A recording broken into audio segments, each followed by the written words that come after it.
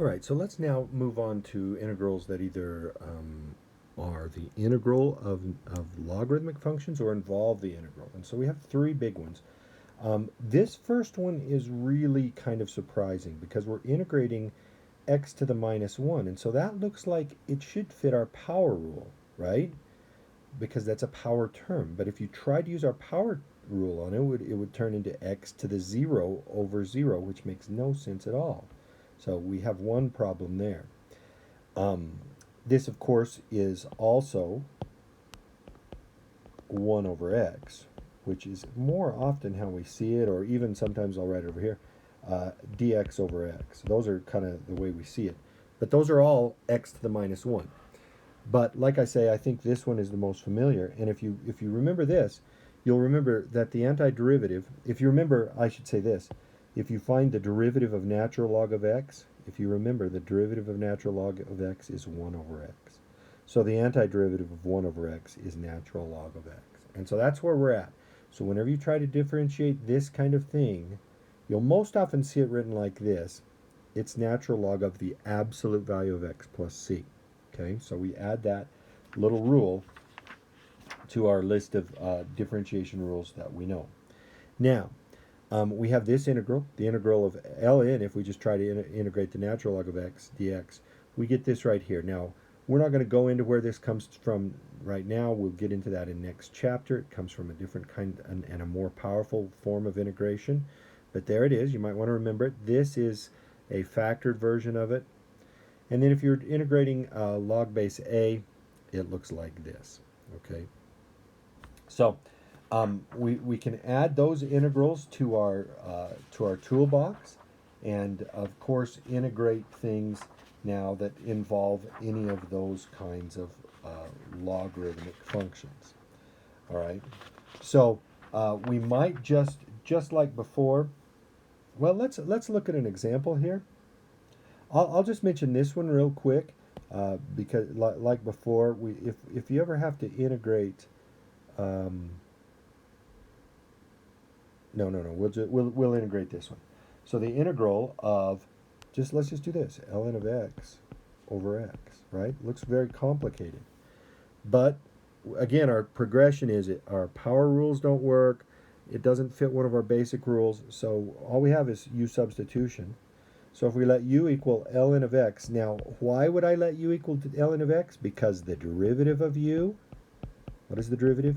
1 over x, right there.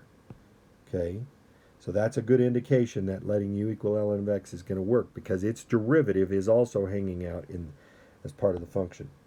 And of course that leads to dx equaling x du, right, when you solve for dx. And so when we substitute in, we get u for ln of x. We have our x. And then for dx, we have x du. And notice what happens. Those cancel. So we're just integrating u du. And that's a simple little power rule. 1/2 u squared plus c. Or returning back to x is 1/2 ln of x squared plus c. And so you see that now that we have this toolkit of additional integrals, we can now integrate more complicated things. All right, let me throw you another example here. Let's do this one. The integral of ln of cosine of x tangent. Or sorry, excuse me, let me erase that. That's not what I want to do. Let's try that again. The ln of sine of x, ln of sine of x over cosine, or over tangent of x, right, dx. Okay. Looks fairly complicated, right? Pretty much we're going to have to rely on u substitution. And so if we let u equal the inside function, that would typically be the sine of x function, right? which gives us du dx is cosine. Now, I'm not seeing a cosine in my function, so I'm a little worried, but I'm going to keep going. Solving for dx, dx equals du over cosine of x. Like that, right? Okay, so it's looking a little complicated here because if I substitute in, I can have an ln of u, that's fine. Tangent, and then dx is du over cosine. Okay. Well, nothing. My x's aren't canceling out, but if I remember this little fact, right? I don't give up yet because trig functions have different forms that we can put them in. Tangent is sine of x over cosine of x, right? And I've still got this du times du cosine of x. And so if I multiply, look, at least these cosines cancel. So I'm now down to this integral of ln of u over sine of x du. Oh, but look, ln of u, or sine of x, is u. And so I can, after manipulating it, simplifying it, I get down to that point, right? And so this is an interesting example.